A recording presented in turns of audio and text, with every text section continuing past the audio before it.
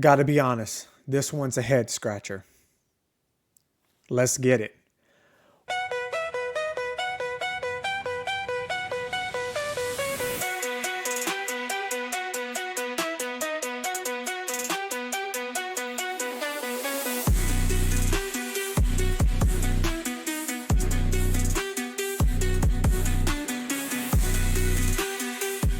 Welcome to the Cayman's Island podcast, where we talk all things San Francisco 49ers. I'm your host, David Cayman, and for today's show, I really want to talk about this situation with Juice and JP Mason, trying to wrap my head around this one, guys. It's got me really questioning some things. This one, I'm just not understanding. I'm not understanding how you could essentially decide to release an older player, a fullback, 33 years of age. We had already traded away Debo. I really felt like this was going to have an opportunity for Kyle Shanahan to go back, really evaluate the offense, come up with some new wrinkles, not just force the ball to Debo, not, 2-3 times a game, try to figure out this sneaky fullback trick play type of situation, and really get back to the basics, the fundamentals of what makes our offense such a well-oiled machine. And that really starts with the run game. So you have a situation where you've decided to move on from Debo. You've decided to move on from Kyle Juszczyk, and you put a second round tender on JP Mason. You essentially let JP Mason go. You do get some draft capital, later round draft capital. And again, we do really good with late round drafting. I'm not upset about the compensation. But then you bring back Kyle Juszczyk when you could have just paid a 25-year-old running back in JP Mason. So I want to dig into some of these things that has me questioning and has me scratching my head. So last season, you have 6 starts by JP Mason. You have 153 rushing attempts, 789 yards, 5.2 yards per carry, 3 touchdowns. He can definitely catch the ball out of the backfield too, and he's young. Now, I understand he got hurt and missed the remainder of the season. I get it. But man, that type of youth versus a fullback who, in the blocking scheme, has definitely lost a step. We used to really be able to punch it in with Juice from time to time in short yardage situations. And even that, man, has really taken a step back. In fact, I feel like our whole short yardage running game, for whatever reason, has just really taken a step back, even with, really no matter who's back there. You look at, 789 rushing yards, 5 yards per carry, but only 3 rushing touchdowns. That kind of tells you, again, once we get down there in that red zone for whatever, when things get tighter, we were not able to get it done. But what I was excited about is the fact that Kyle was not going to have these, what he felt were safety blanket type of scenarios where you could run, Debo on an end around, put Debo in the backfield with Juice, not knowing who was going to get the ball, really just sometimes overthinking the situation when, in my opinion, sometimes you just have to hand the ball off, smash mouth football to dig out that yard, right? And I think that's something that we've definitely struggled with for whatever reason last season. And there was even some glimpses of that as well in 2023. And I don't mean to question Kyle and question John in this, but man, when I look at what Juice did last season, he played in 17 games. He had 5 rushing attempts for 26 yards, 1 rushing touchdown.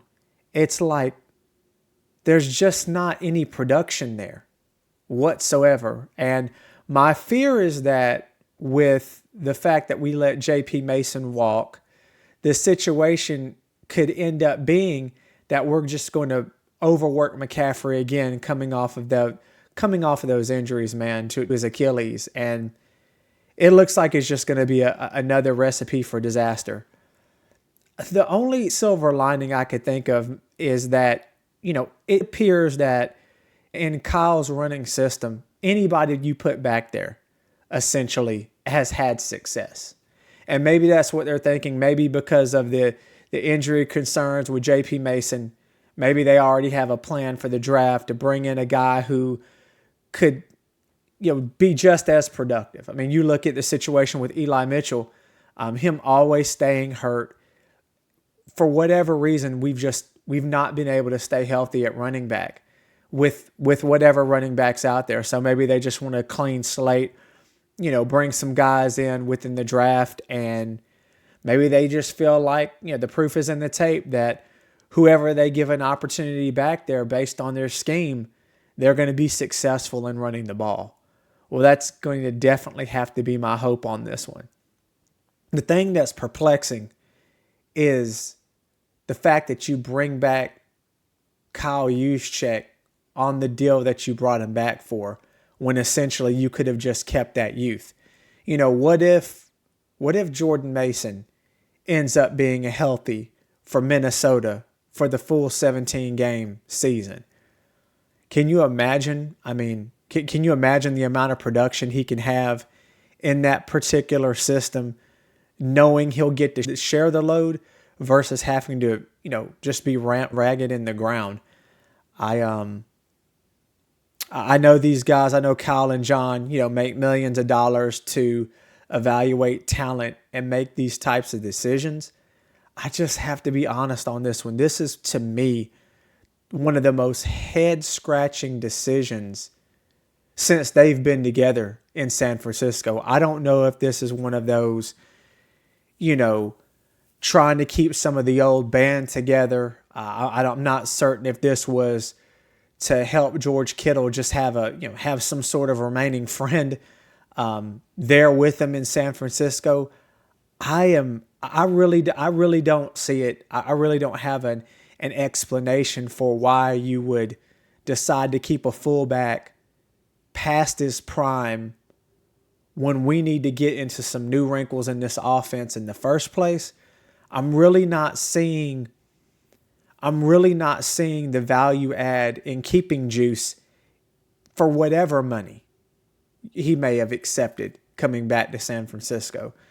And then to let the talent that we saw from Jordan Mason go to another team in the NFC who was just already in the playoffs, somebody that you might have to contend with.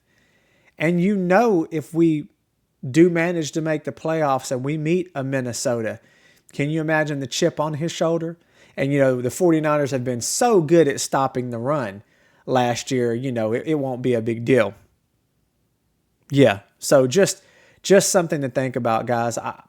I'm not sure. Tell me what you think in the comments. I would like to know your thoughts.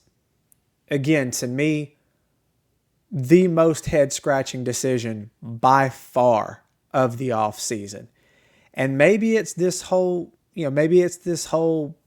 purging of the team type of thing. It appears that this is, I thought maybe based on some of the moves, maybe a soft reset. Perhaps we were going to make some late moves, make some type of shock, free agency or trade situations coming into play. So far, none of that's panned out. All you really hear now is this whole contract situation that's going on with Brock and the possible $60 million per year that he may be asking for, and this, that, and the other. The last thing I feel that we need from an organizational perspective is any additional drama. I think everyone would agree right now on paper, San Francisco, I think by far, has taken the farthest step backwards, losing guys like Talanoa Hufanga, Dre Greenlaw, Mooney Ward, all these good talent just walking out the door, and some of our offensive line depth going to other teams, and then on top of it, you decide to bring back a past his prime fullback versus keeping someone in house that we saw with our own eyes has a lot of potential. Can you imagine a true splitting of workloads between JP and Christian McCaffrey? That could have been very, very nice. Kyle, John, you got to explain this one to me. I'm not understanding this one. All I can do at this point is really hope this works out, because I don't get this one, guys. I don't. This is my head scratching move for sure of the off season for 2025. And then kind of to segue into the other piece I wanted to talk about. I'm looking at all the guys that we let walk in free agency, all the moves that we've made. You kind of have this sense, or you kind of have this feel that, no one is safe. I expected George Kittle to get a contract extension. That hasn't happened yet. I really anticipated Brock Purdy being signed to some sort of contract deal. Team friendly or not, I thought they were going to get a deal done by now. And now you have the rumors of Brandon Ayuk possibly being traded. So really no one, it appears, is safe in the building. But for whatever reason, there's nothing being said about Jake Moody. I don't want anyone to lose their job. I don't want anyone to, lose their situation. But I have to be honest here. At my job, if I did something that consistently caused the momentum of the team to go down, if I continued to make mistakes that ultimately lost my company clients, they would probably move on from me. And you look at Jake, and for whatever reason, it seems like he just can't handle the pressure. Maybe it's the pressure of how highly he was drafted. Maybe it's a situation where he does need a change of scenery. Our luck is that we will cut this guy and he'll go over to another team and have the greatest statistical kicking season of all time. But at this point, with what we've seen live with our own eyes, from what we've experienced from this guy now since being drafted, for whatever reason in San Francisco, he just cannot make kicks.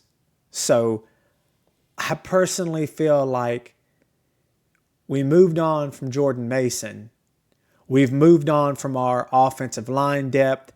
We've moved on from players that we've seen have, Pro Bowl caliber seasons that have high ceiling potential. Now, with the caveat that I know that there's been some injury concerns from all the guys, essentially, that we let go. But of all the people that's still in the building, we have Jake Moody. Bless our hearts. Appreciate you guys watching. Take care. Be blessed.